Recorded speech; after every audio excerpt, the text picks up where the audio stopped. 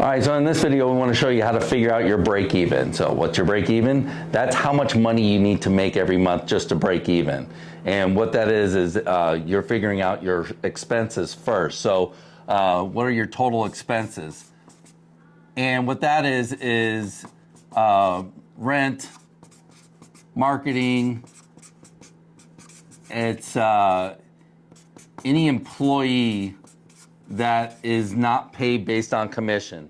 A commission-based salesperson, their income is determined on the sales. So it's directly related to the sale. These are expenses that are not related to the sale, that these are expenses that you have every month.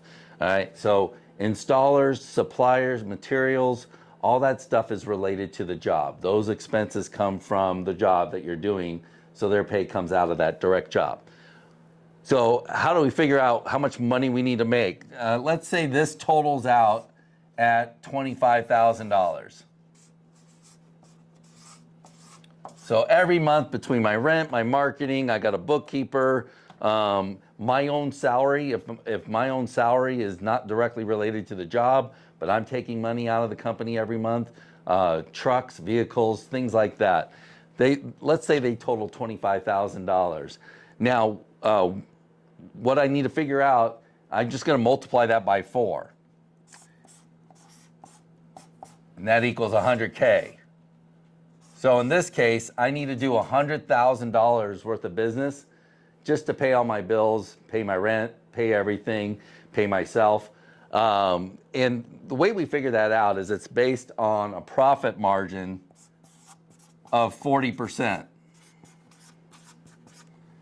You got a 40% profit margin. Well, 10% is going to go to your salesperson.